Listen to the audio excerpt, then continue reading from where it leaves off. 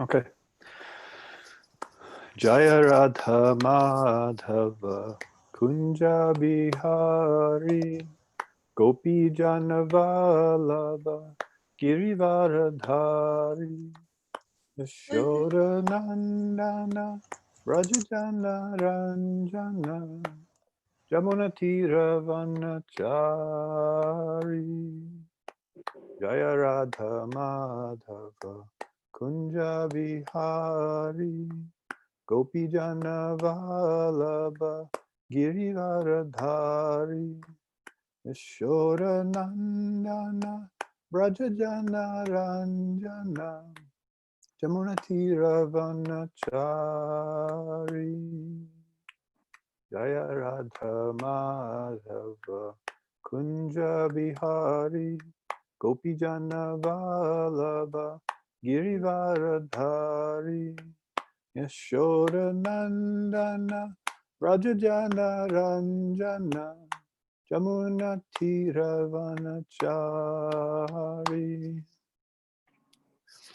Jayam Vishnupad Paramahamsa Parivrajacharya Astal Terasata Shri Srimad His Divine Grace Shri the Bhaktivedanta Swami Prabhupada Ki Jai Jayam Vishnupad Paramahamsa Parivrajacharya Astal Terasata Shri Srimad Shri the Bhaktivedanta Saraswati Goswami Maharaj Shri the Prabhupada Ki Jai Anantakoti Vaishnava Vrinda Ki Jai Namacharya Shri Haridas Thakur Ki Jai Prem se kaho Shri Krishna Chaitanya Prabhu Nityananda Shri Advaita Gadadhar Shri Vasari Gaura Bhakta Vrinda Ki Jai Shri Shri Radha Krishna Gopinath Shamakund Radha Kund Giri Govardhan Ki Jai Vrindavan Ki Jai Mayapur Navadvip Dham Ki Jai Ganga Mai Yamuna Mai Ki Jai Bhakti Devi Tulsi Devi Ki Jai Samaveda Bhakta Vrinda Ki Jai Gaura Premanande. All glories to the assembled devotees. All glories to the assembled devotees. All glories to the assembled devotees. All glories to the lotus feet of Sri Sri Guru Sri Gauranga. All glories to Srila Prabhupada.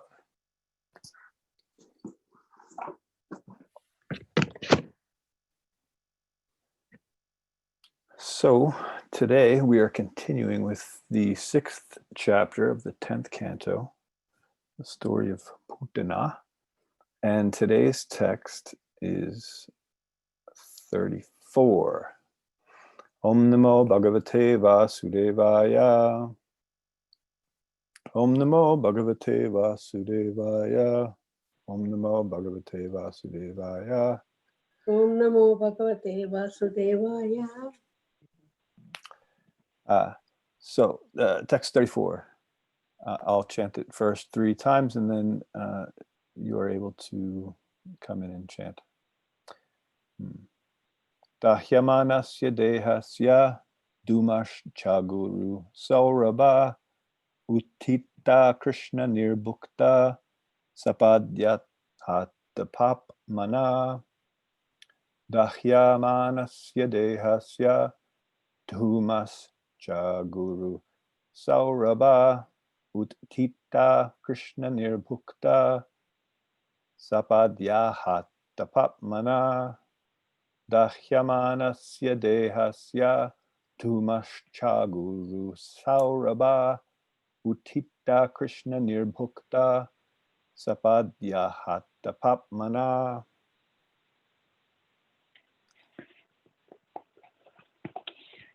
Dahyamanasya dehasya dhumaschaguru saurabha Uttita Krishna nirbhukta sapadya hatapapmana.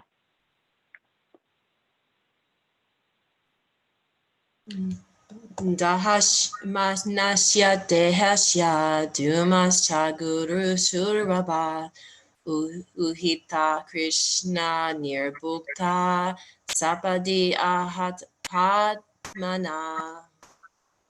Dahyamanasya dehasya dhumascha guru saurabaha Uttitaha Krishna nirbhukta sapadi ahata papamanaha. Dahyamanasya dehasya dhumasya guru saurabha Uttita Krishna nirbhukta sapade ata papamanaha. Dhyayaman asyaddehasya dhumascha guru surabha uttita Krishna nirbhukta sapadya ahata papmana. Dahyamanasya dehasya dhumascha guru saurabha uttita Krishna nirbhukta sapadyahata papmana. दह्यमानस्य देहस्य धूमश्च गुरुसौरभः उत्थितः Krishna निर्विमुक्ता सापादीयतः पापमनः.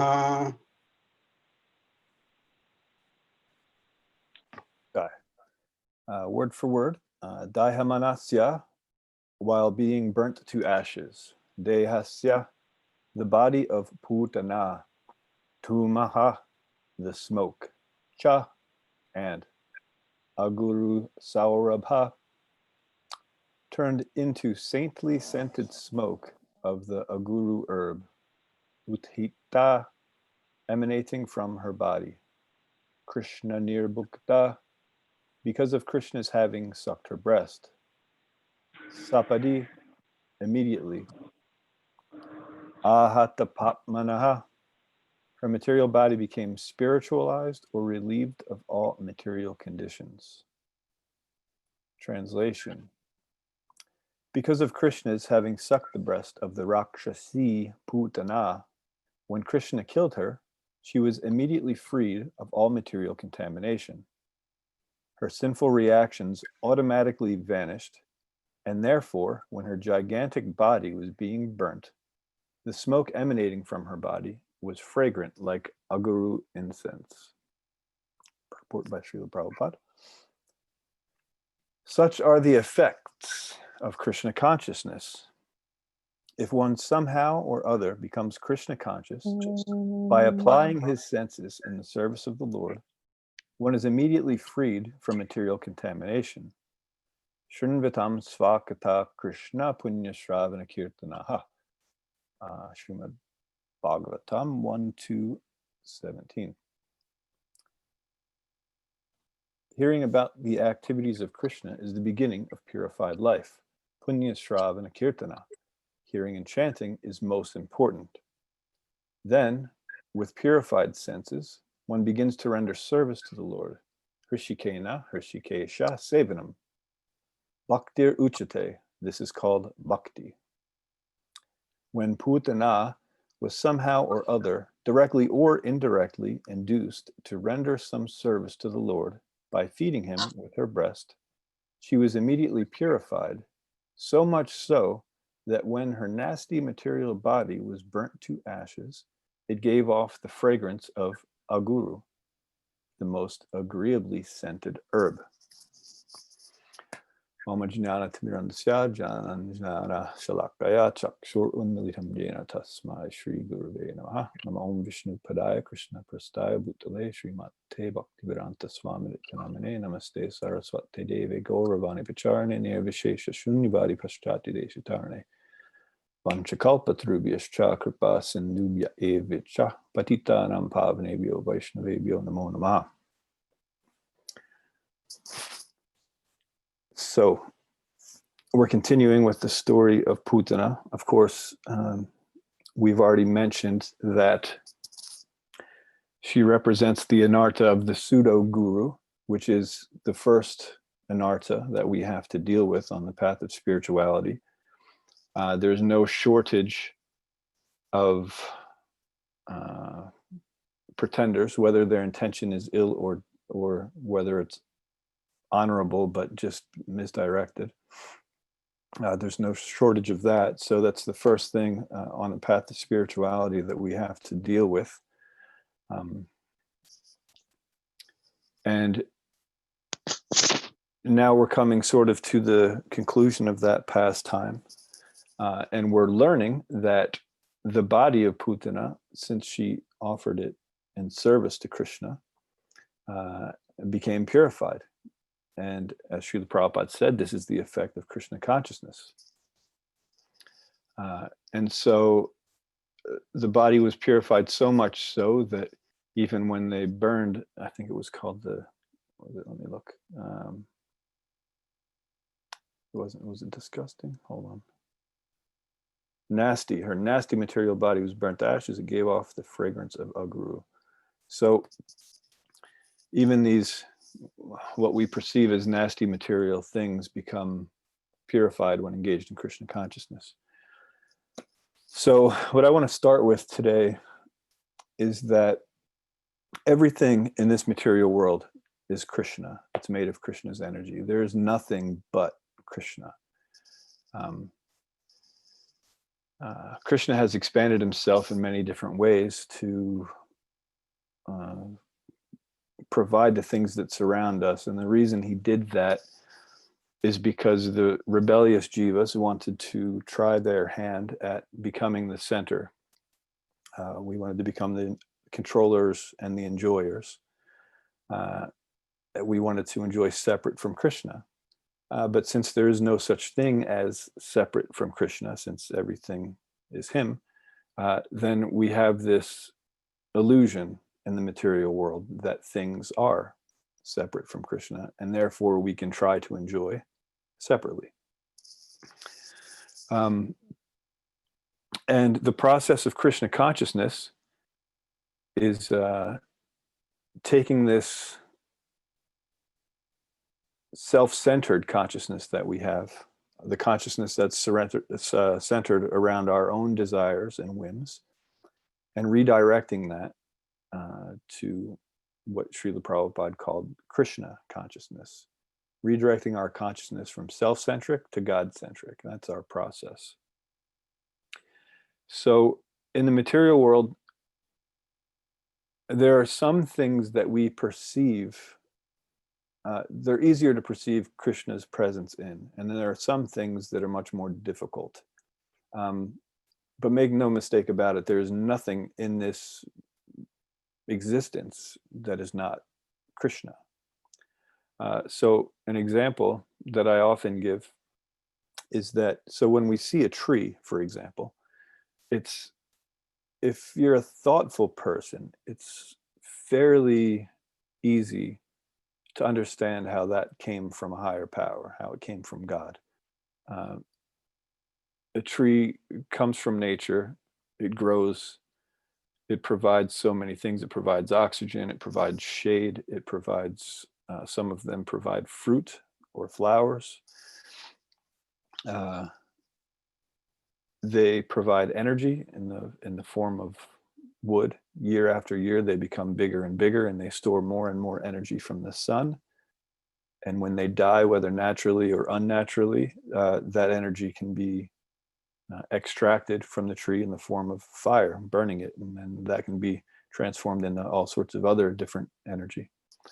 And then during the process of the tree's lifetime, it also produces an unlimited amount of seeds. And each of those seeds have the potential to become a whole nother tree. So it's an energy source that is constantly renewing itself, and it can, well, by design, it's not depleted. It continually reproduces. And so we can use it forever. It's a perfect machine.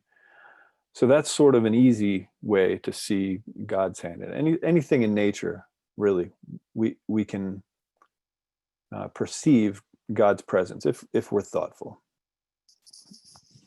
Then there are other things in this material world, such as, the computer that I'm using right here to speak to all of you. It's made of a whole bunch of different types of elements, and there are different people who designed it, built it, engineered it. There are other people who programmed it to do certain things. There's a whole lot of different hands in this little machine that make it do what it does. And it seems like just a fantastic tool that we've made, because I can be speaking now to people in different countries, and it's somehow working. We can see each other face to face. Now this can be a little bit more difficult to see as nothing but Krishna, because as I said, there's so many different people that had their hand in it. But all those people did were they took things that were already present in nature and they manipulated them in a certain way, and they certainly utilized their intelligence, which was also given by Krishna, and they were able to design and build this machine that effectively lets us talk to one another, even across the globe. So the reason it's harder to see Krishna's hand in that if we're not thoughtful is because, for example, the computer that I'm using, it says MacBook Air right on it, and then on the back there's an apple with a bite taken out of it logo on there, and man likes to put their name on things. We like to claim things, even on programs. Sometimes I use the Photoshop program, and every time you open that program on the welcome screen, there's a whole list of names there. I never counted them, but there may be 100 of them, just the different names of people that have worked on the programming of that particular application. And this is what we do in the material world. We claim things as our own. We want our recognition. And so, and everyone in the material world does that to one degree or another. That's the nature of the material world. That's why we're here. If we didn't have this tendency to want to get some sort of individual distinction, then we wouldn't be here. We'd still be in the spiritual world. So it's nothing to be necessarily ashamed that. We shouldn't be more ashamed than others necessarily, because we're all here for the same reason. But we certainly should take it into consideration and, try to figure out a way to counteract that. So I'm just going to switch over back to the purport here. So it says, such are the effects of Krishna consciousness. If one somehow or other becomes Krishna conscious by applying his senses in the service of the Lord, one is immediately freed from material contamination. So the process of Krishna consciousness, it's a simple one. Srila Prabhupada would often say it's simple for the simple. We tend to make it quite complicated, this process of Krishna consciousness. We have different excuses that we make. We have different distractions that we are engaged in. We have different duties that we think are mandatory for us to do, that somehow have to be done before we can engage in our spirituality. But what we don't understand most of the time is everything that we're dealing with, as I mentioned before, is nothing but Krishna. So everything that's surrounding us can be used as a tool to awaken our dormant Krishna consciousness. It's not that, like I mentioned earlier, since trees are easier to see God's presence in than a machine, for example. It's not that the trees are better than the machine. It's all Krishna's energy. But it's the connection. If we don't see the connection, then we're just engaging in self-centered a lifestyle, self-consciousness, and we're not engaging in Krishna consciousness.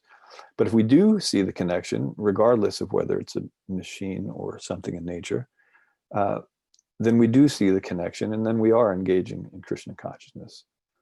And then something that we once perceived as nasty, as Srila Prabhupada mentioned in the purport, all of a sudden becomes fragrant like a guru incense.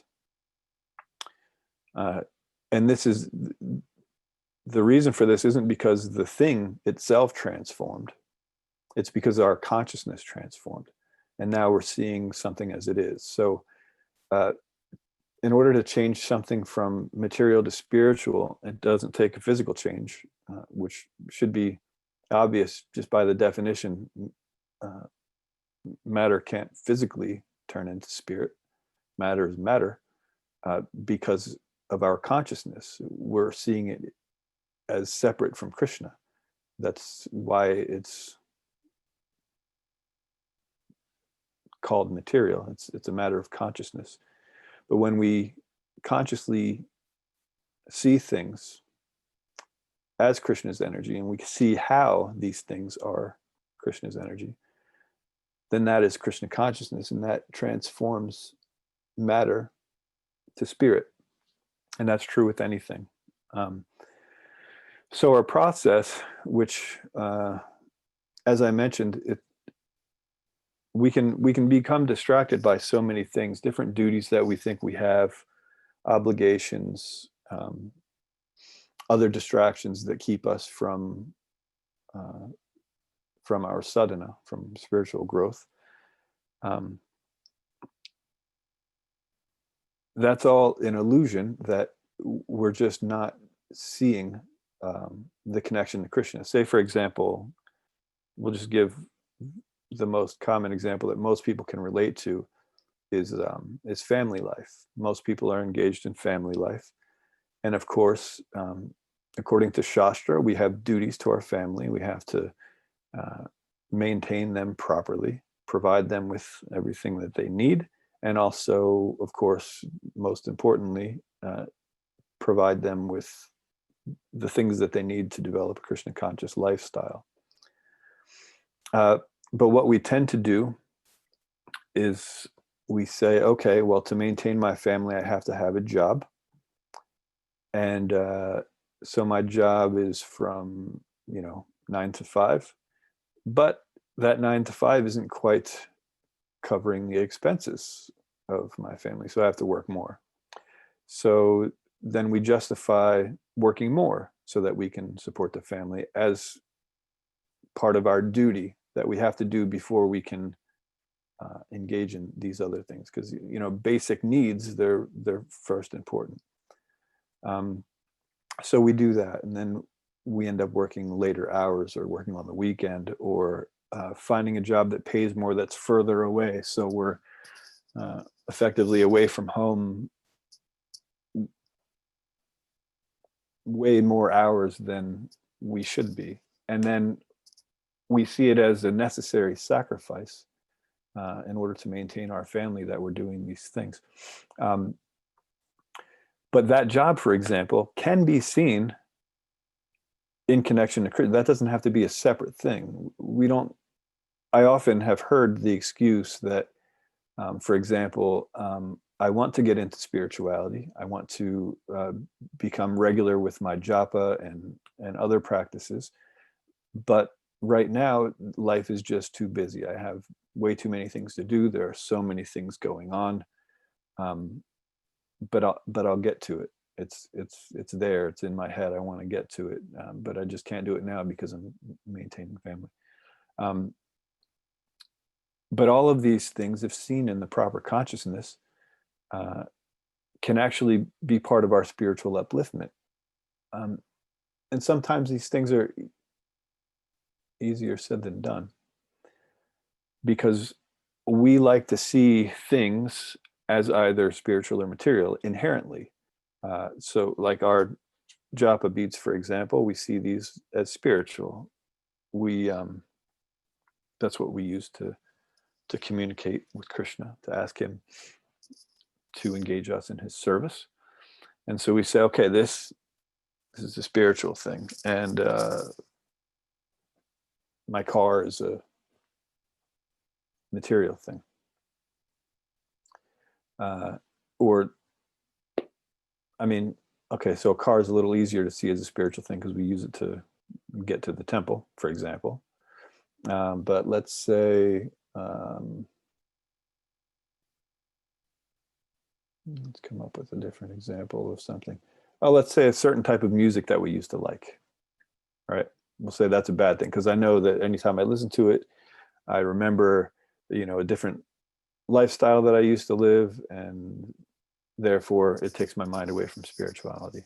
So it's not that music itself isn't spiritual. It's not that it itself is a nasty or a bad thing. It's that since we can't make the connection while listening to that music, then it's bad for us at that particular point in time. But if, for example, we're attached to it, right? Say, because we have this tendency on the path of spirituality that we have things that we're attached to, and we know that they're not necessarily good for our spiritual advancement, but somehow there's still some flavor in it for us, right? And so if I am listening to this music and I know, it's like we're torn. We know that it's not helping our spiritual progress, but at the same time, we can't help ourselves. We just can't stay away from it. We have a taste for it. Our taste for it is stronger than our taste for going back to Krishna, and that's just the fact that we have to live with. And what we tend to do in these situations is we see it like that. We see it as, okay, well, I'm attached to this, so I'm engaging in this, and now I'm fallen, but I can't do anything about it. I'm doing this, and eventually one day I'm gonna straighten myself up, and then I'll be back on the path of spirituality. But if we don't try to see how this particular attachment is actually Krishna, and that's why we're attracted to it, then we're never going to purify that particular desire. Our process isn't one of palgul vairagya or showing a false renunciation toward things. It's of engaging it in Krishna's service, engaging our senses in the master of the senses. So if we have an attachment for something, that means we value it. And it's misdirected, it's misplaced, which is fine for a little bit, but the way to solve it isn't to try to falsely ignore it or to try to lock it away. The way to solve it is to understand, okay, what is it about this particular type of music that I appreciate, that I have a taste for, that I can't seem to pry myself away from. And when we identify that, when we identify what it is that is actually attracting us to it, is it a sense of, say, for example, that this type of music reminds us of when we were younger and our certain group of friends, and then there was a sense of loyalty that was there, if that's what it is. In other words, it doesn't necessarily have to be that, but we have to identify what it is that's attracting us to it. And then see, well, loyalty is actually, that's not a bad thing. Our loyalty to these particular people may have been a bad thing, and it may have taken us down a wrong path. But the concept of loyalty, that's Krishna. And so, for example, if that's what our attraction is, and we can identify that, and then we can understand that that's coming from Krishna, then we can reapply it. We can understand, okay, well, I value loyalty, and Krishna is loyalty. So now I can redirect that into understanding how, in the process of Krishna consciousness, loyalty is actually a very important thing. The concept of sadhu sangha, associating with other Vaishnavas and being loyal to each other and loyal to the cause of Krishna consciousness. And when we can make these little connections, and we can do this with every single thing that we have experience with in the material world, because the material world is nothing but Krishna. So when we do this, when we engage in this practice and identify what the thing is that's actually attracting us to a particular activity or an object or situation or a place, when we figure that out, then it no longer diverts our attention from our Krishna consciousness. It becomes part of our Krishna consciousness. So the very things that hold us back from awakening our Krishna consciousness are the necessary tools to become Krishna conscious. We can't just try to hide something that we have a natural attraction for. We have to acknowledge it, but then understand what it is about this thing that I'm so attracted to. And it always comes down to Krishna. It's always, the reason we're attracted to anything is because of Krishna's presence in it. We just don't see it as that quite yet, because we see it as, what kind of pleasure can I personally get out of it?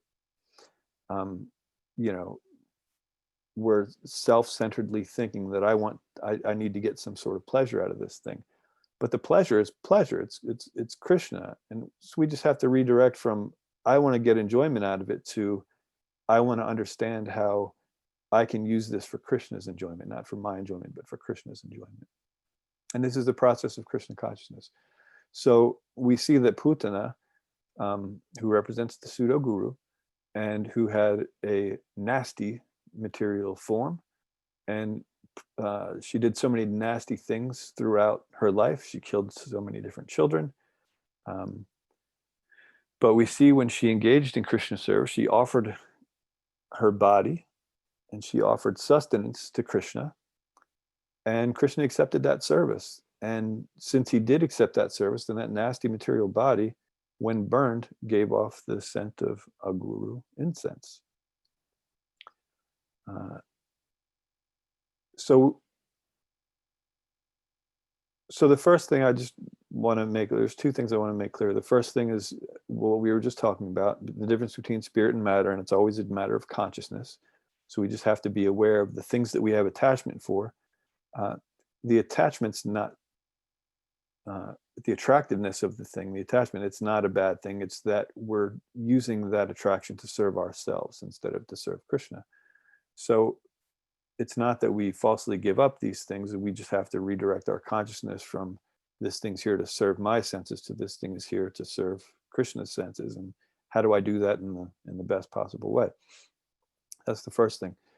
And the second thing is that since everything in this material world is nothing but Krishna,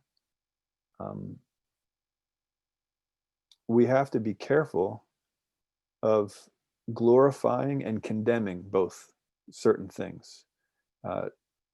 We have a tendency these days to, it's called politicize. It means there's two poles, polar opposites, a positive, negative. It's a binary thing. We want to say this or this. We want to put things in these extreme categories. And so we want to condemn certain things. These are bad. And then glorify other things. These are good. And that's actually not our process. It's all about the consciousness. A thing inherently isn't good or bad. A thing is a thing. Our consciousness toward it is good or bad. So something that we can characterize as good or bad, it's not necessarily going to be right eternally. It can be right at the moment because it's making our consciousness remember something, so it's bad. But when we can make that connection, then it becomes a good thing. So we want to be very careful that we don't condemn or glorify things or places or objects just based on, we can't inherently think that something is good or evil because that's not the case. So another thing we can learn from this pastime is this concept. I've seen some devotees conversing about this concept of eternal damnation, where if someone does something bad at some point, then he's forever condemned. But we see here that Putana, who represents the pseudo guru, when she actually offered her service, then her body became fragrant like a guru incense. She spiritualized herself. And that's not to say, and when I talk about these things, I want to be very careful, because sometimes, like I said, we politicize things. We try to take things to the extreme. So I'm not trying to say that we should live our lives like Putana and just do what we do and then hope one day that something we do gets offered to Krishna and then, we become Krishna conscious. That's certainly not what I'm saying. For ourselves, we should always strive to do everything for Krishna, not just hope that one day we'll do something for Krishna, but try every day to do everything for Krishna. That should be our policy for ourselves. Our policy for others, on the other hand, should be that that Krishna always gives a second chance. So there are circumstances where we may avoid someone's association because it's not necessarily good for our consciousness, and that's a legitimate thing. But we certainly shouldn't eternally condemn someone, because Krishna never did anything like that. He always gives us a plethora of chances. And like I said, there's a real balance between what I'm trying to say here, and I don't want to be misunderstood. I don't want people to think that it's okay to be in abusive relationships, or it's okay for an abuser to do things, or that, anyway, that I'm not trying to say that, but we also have to understand that that people, things, objects, places, everything can become spiritualized, and we have to be open to that. Otherwise, we're not understanding the process of Krishna consciousness fully. So I think actually I'll just stop right there and see if there are any comments or questions or additions or arguments, anything like that. Thank you so much, Prabhu. This is a very nice class and very thought-provoking.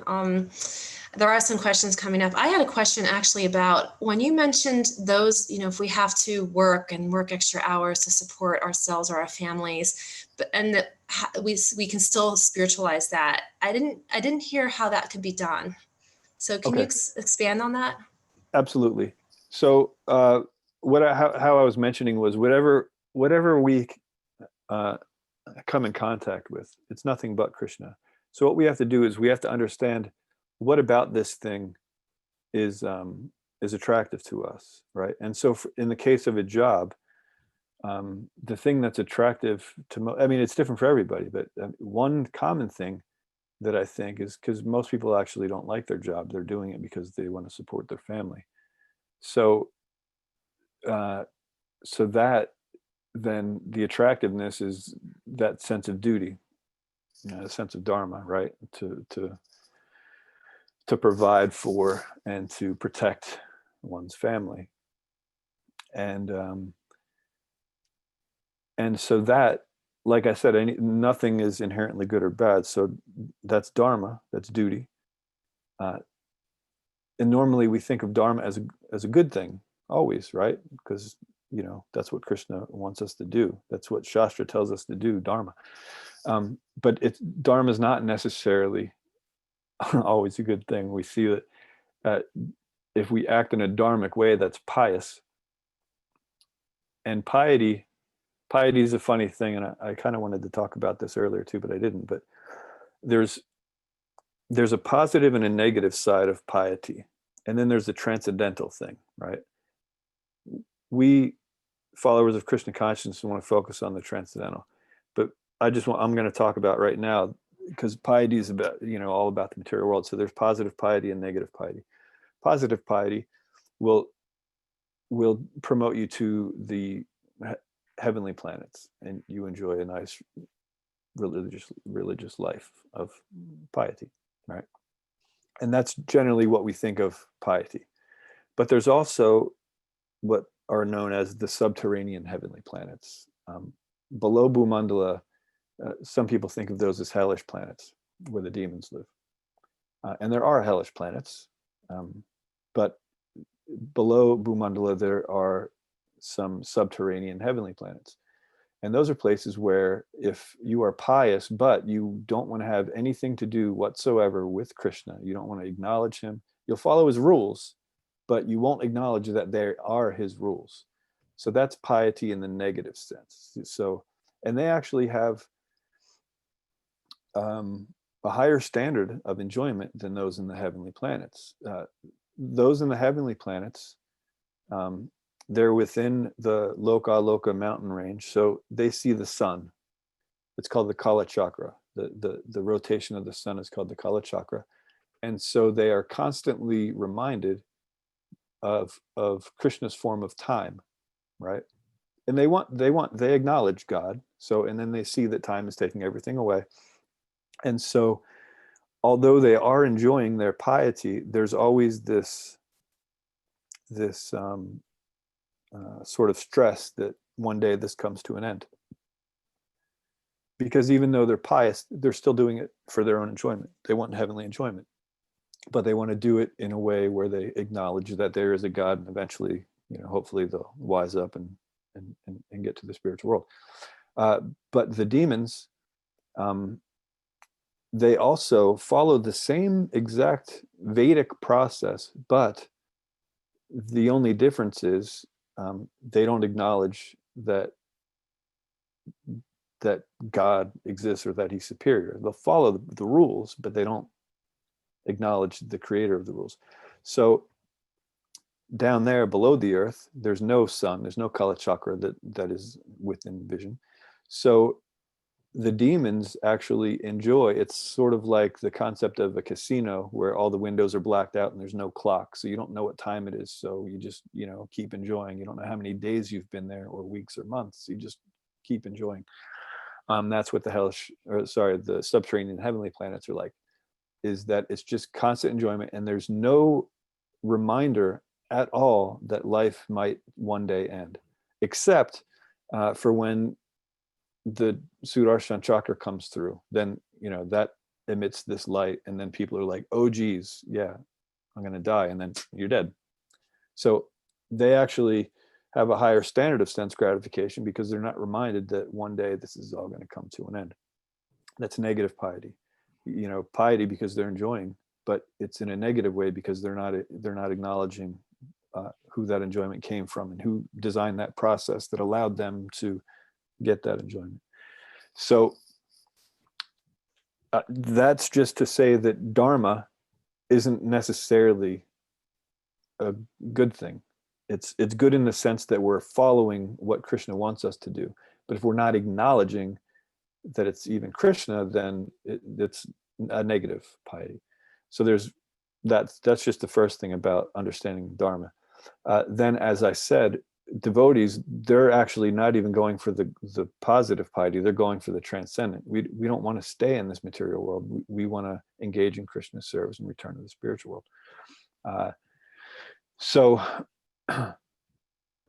our jobs, if we see that the thing that's attracting us to our particular job is to support and our family and to maintain them, and so that means we value the idea of support and maintenance. And if we just see that and we understand that support and maintenance all comes from Krishna, and then we stop with the consciousness that I am maintaining my family through this action, and we understand that Krishna is maintaining everything through his actions, and I just do my part, then what will happen is that consciousness becomes purified.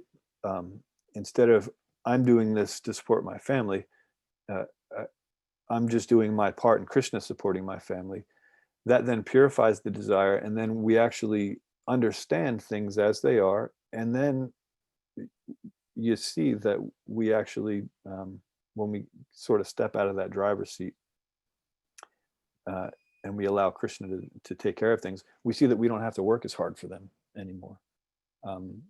Or we see that, we just didn't need to work those extra hours because those things that we thought we needed, we actually didn't need. Everything starts falling into place when we step out of that driver's seat and we stop thinking that we're the doers of the actions. So, and that's, like I said, that's not for everyone. Everyone has a different attraction to whatever they're dealing with, job, for example. And so all we need to do is figure out what it is about that thing that is drawing us back, that's making us pay attention to that, more attention than anything else, and then see how that comes from Krishna, and then work it all out. I'm sorry that was a really long answer, but I felt the need to talk about the positive and negative piety there. No, that was helpful. Thank you. I appreciate that. So Baradhe, Prabhu, do you have a question? Yeah, thank you very much, Prabhu. That was absolutely wonderful. A lot of things got clarified, and just a reflection in the way you were saying, not to categorize, not to put things on, the good or the bad, and not to condemn. I've always had difficulty getting this through to people, that whatever we learn here, we apply it to ourselves. We use that, like you were saying with Putana, um, we don't try to be like her and say, oh, one day whatever I do will be accepted by Krishna. But then with others, that is the way to look at it. Whatever is being taught in the Gita is for us to practice, not keep on saying this needs to be applied by you, and you need to do it this way, and you. It is me, me, me. And everybody is on their own journey, at their own speed, at their own time, just as the way I am doing it at my speed. I'm not doing it any faster or any slower in comparison to others. I'm just doing the way I can do best, and I need to apply everything to myself. The way you just said it, that the policy is for ourselves and not for others. I've just had so much difficulty saying it out, because I just felt there was no, but that is the way to say it. That is the way it is. Um, uh, Very nice class, Prabhu. Thank you very much. Thank you. Thank you. Hare Krishna, Prabhu. Hare Krishna. Yeah, I think I do not understand some of the things, so please help me. On one hand, you said everything is Krishna, using Krishna's service, and you gave the example of the music and the loyalty. And then, so can I say Krishna is in the taste of water? And I have heard Prabhupada said, even in liquor. If you're thinking of Krishna, you drink it. And then that. So can I say I can go and drink liquor every day? And I say, this is for Krishna. Krishna said, I'm in the taste. But at the same time, Prabhupada said, don't, take intoxication. So I'm saying, I'm going to use it in Krishna's service because I'm going to be thinking of Krishna.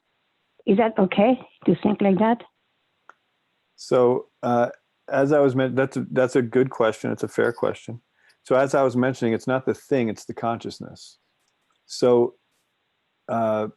if you are currently an alcoholic and you value, this is actually, I'm glad you brought this up, because this will actually clarify what I was trying to say in a much easier way than the music example.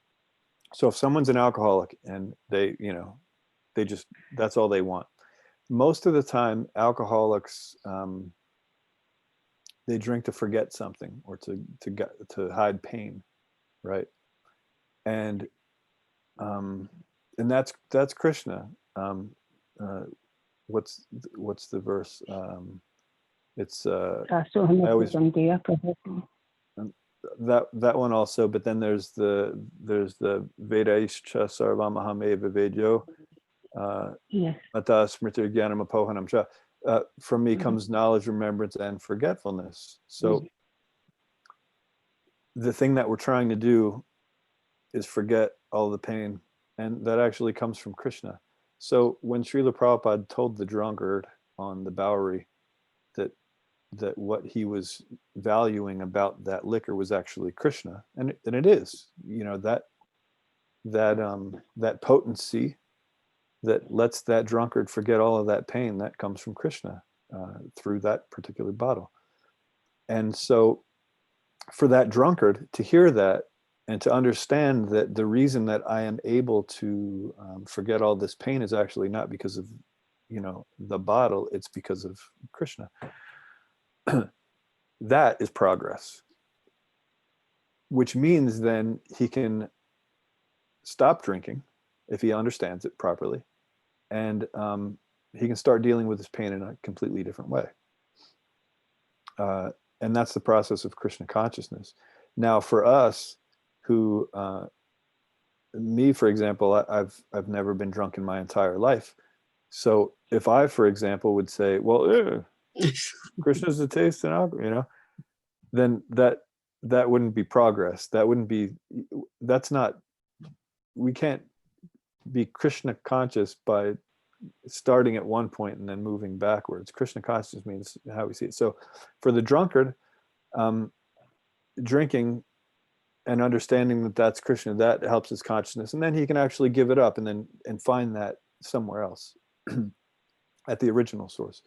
But for me, I've never drank, so and I know that it's against the Vaishnava principles. So even though I understand that Krishna's potency is in it, because Krishna's potency is that in everything, every single thing, but it doesn't mean I'm going to have to do everything. It just means I do what I'm attached to, because that's what I need to purify. I don't need to purify that alcohol, because that happened in a different lifetime. I'm sure that I was an alcoholic for many lifetimes, but that's not what I'm dealing with right now. That's not my conditioned nature.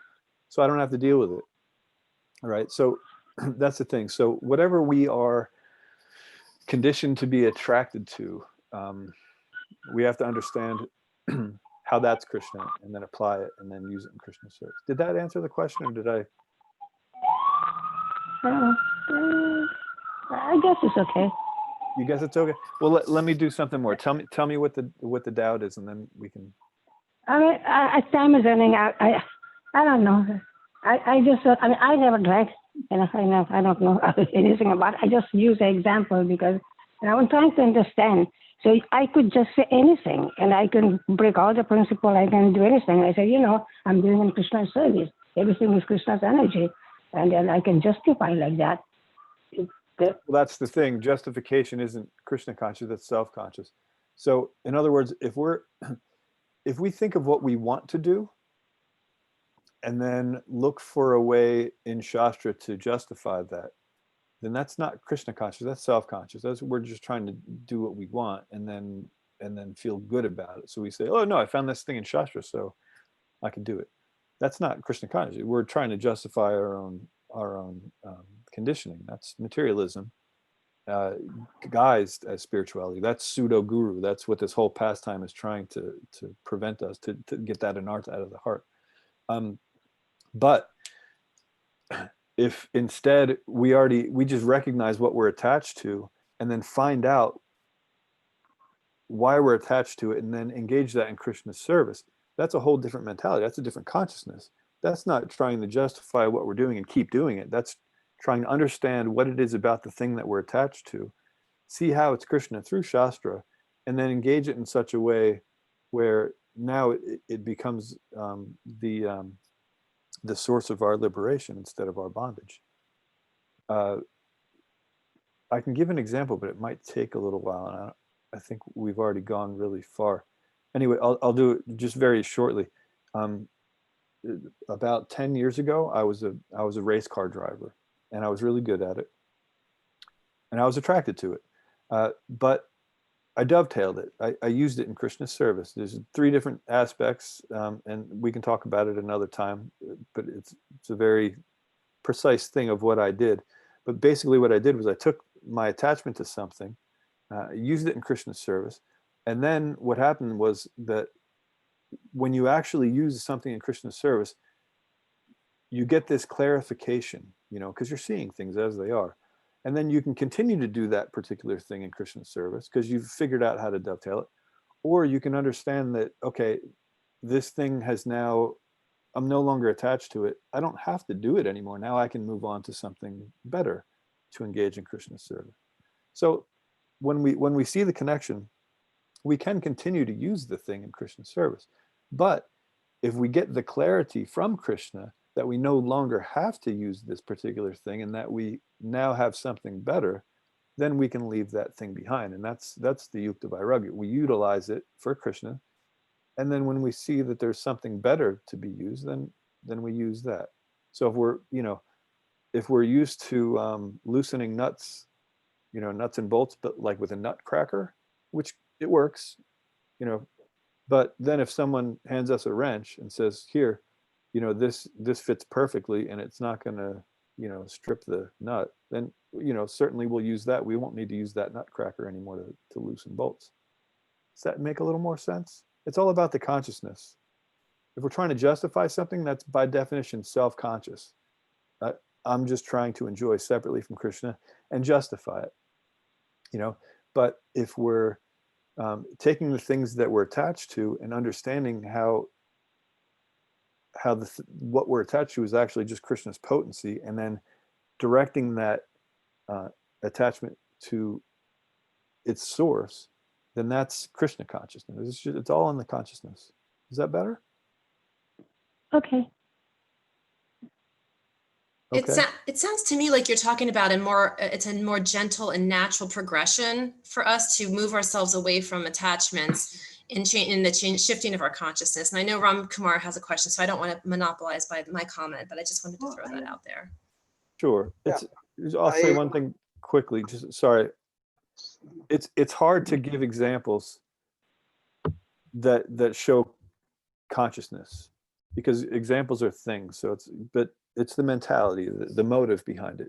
If our motive is pure, then everything will. If we're sincere and our motive is pure, Krishna takes care of all that, and it becomes clear. If not, then we stay in the material world in the consciousness. Okay, Ram Kumar, sorry, please. Hare Krishna Panditana, all glories to Krishna Prabhupada. Yeah. So, I wanted to just comment and express my realization. Meanwhile, when Sudevi Mataji was asked for the taste and all so as you explained for not for the self consciousness, it should be Krishna consciousness. So I wanted to give comment on that. So like we in the nectar of instruction, we have that Vacho Begam, Manasa Krodha Begam, Jihva Begam, Udara Pasta Begam, Etan Began, Yovi Saheta Dhira, Sarvam Api Prithamimsa Sisyat. So here I wanted to quote like Jihva Begam, Udara Pasta Begam. So we have to control the Jiva. So we cannot go for our taste. We can, like Krishna say, I am taste. So Krishna doesn't say, all the tastes kind of, we can go for liquor, we can go for the bad things. So for that, we have Guru Sastra and and Sadhu. So what our Guru suggests, what to taste. So that we have, as you said, like Krishna conscious, we have to taste as per our Krishna conscious. So Jihva Begam, we have to control our tongue. Udara Pasta Begam, for our belly. So for our belly. So we have to control that. So that way we cannot go for liquor, we cannot go for other things, unwanted things. So for my realization, Prabhuji, just not realization, for the clarification, when you were quoting for the dharma, means when you were explaining the dharma, so dharma about the what is kind of the proper dharma, Krishna conscious dharma. So like in the Bhagavatam second sloka 1.1.2, dharma pravajita kaitavatra paramo nirmit sarnam satam. So means we have to avoid the false dharma, what we create ourselves by the dharma, and then we start following for our own self. So that means that helps in the moving in the right direction. And the dharma, how we can understand the real dharma, so that we have to again go for the Guru Sastra and Sadhu. So by senior Vaishnavas, if we have our Guru, what Guru is instructing, accordingly, if we follow the real dharma, so we can go to the real dharma. That is what I want to say. Hare Krishna. Yeah, very good.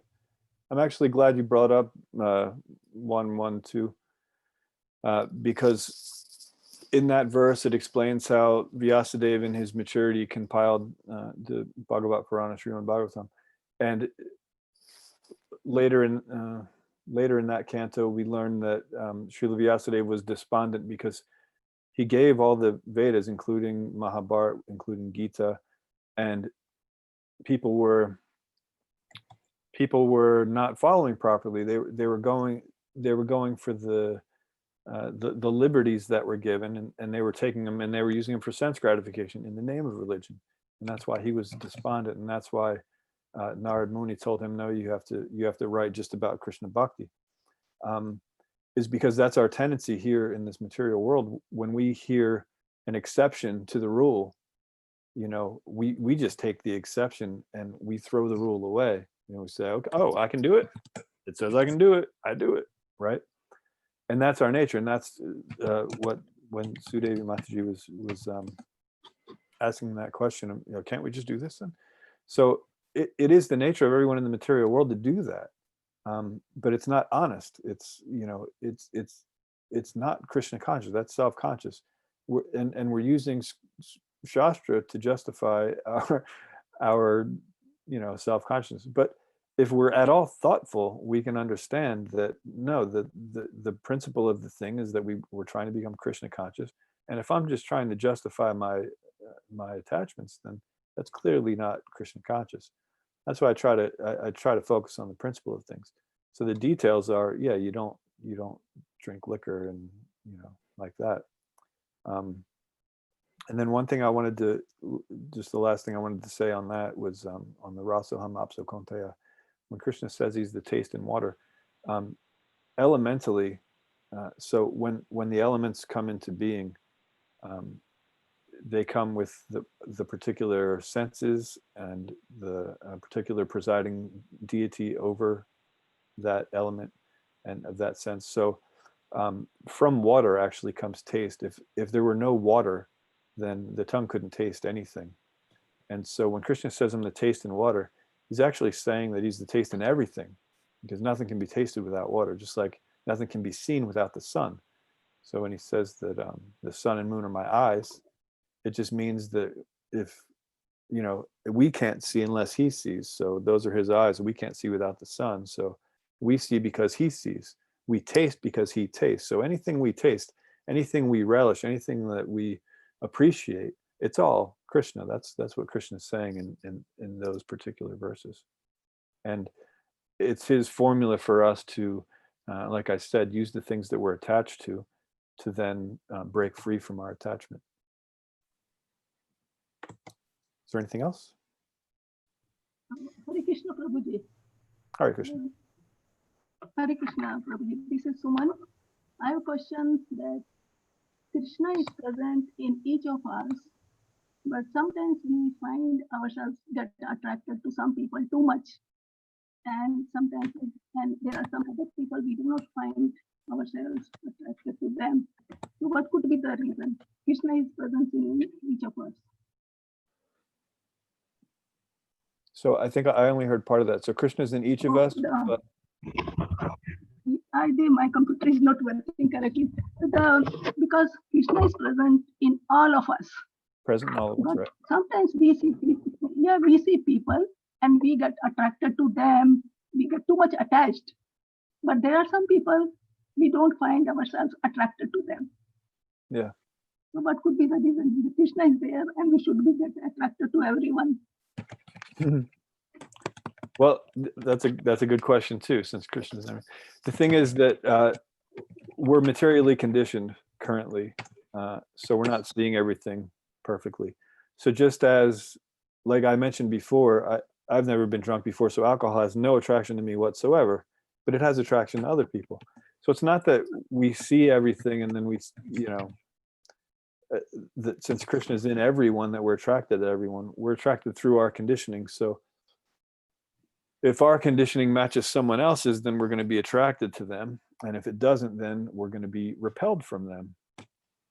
But as we advance in Krishna consciousness, the conditioning starts sort of melting away. The Cheto Darpana Marjanam, the mirror of our hearts becomes clearer. We start seeing the world as it is.